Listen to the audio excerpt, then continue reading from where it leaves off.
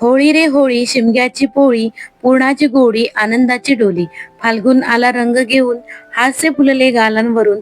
ढोल ताशांचा गजर झाला, गावभर उत्साह पसरला.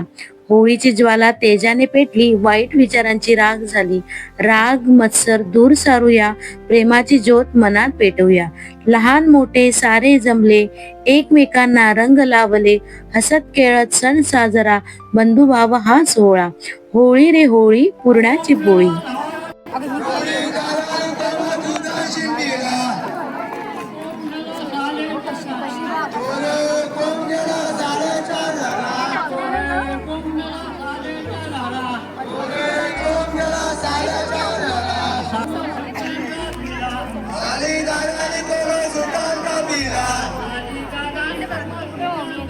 होळी होळी पेटवणे म्हणजे होळी दहन हा विधी फाल्गुन पौर्णिमेला संध्याकाळी केला जातो.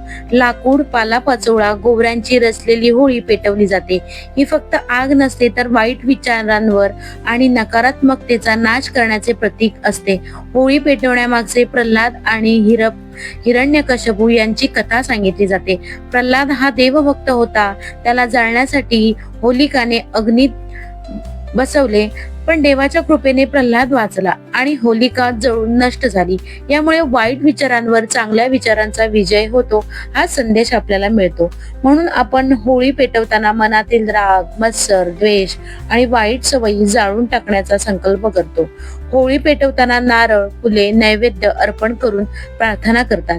शेतकरी वर्गांसाठी हा सण महत्वाचा असतो, कारण नव्या पिकाच्या आनंदासाठी देवाचे आभार मानले जातात. काही ठिकाणी नव्या धान्याचे दाणे होळीत भाजून प्रसाद म्हणून वाटले जातात. होळीची आग आपल्याला नवीन सुरुवातीचा संदेश देते. आयुष्यातील वाईट गोष्टी मागे सोडून चांगल्या मार्गाने चालण्याचा निर्धार करायला हवा हे आपल्याला यातून समजते. म्हणून होळी पेटवणे ही केवळ एक परंपरा नसून ती आपल्या संस्कृतीचा एक आणि श्रद्धेचा एक महत्वाचा भाग आहे. चला आपण सर्वजण मिळून ही होळी प्रेमाने, सुरक्षिततेने आणि पर्यावरणाची काळजी घेऊनच साजरी करूया. आज या होळीच्या पवित्र ज्वाला समोर आपण एक संकल्प करूया. राग नाही, द्वेष नाही, मत्सर नाही, फक्त प्रेम, आपुलकी आणि आनंदाने जीवन जगायचे. चला तर मग मनातील सर्व नकारात्मकता जाळून नवीन सुरुवात करूया. आणि हा होळीचा सण मला खूप आवडतो, कारण जी घरं, जे गावं अगदी सुनं झालेलं असतं, ते ही गावं या सणाला अगदी भरभरून ओसांडून वाहत असतात. सर्व घरांमध्ये सर्वजण आलेले असतात. खूप हा आनंदाचा क्षण असतो, घरातील लोकांसाठी असतो. आणि या सणांमध्येच आपल्या घरामध्ये आपलं ग्रामदेवता येते आणि खूप छान हा सण असतो. आणि हा सण छान आहे असं मी का म्हटलं, कारण जी घरातील मोठी माणसं असतात ती आपल्या मुलांची, नातवंडाची आवर्जून या सणाला वाट बघत असतात. जे घर सुनं झालेलं असतं ते आनंदाने भरून गेलेलं असतं.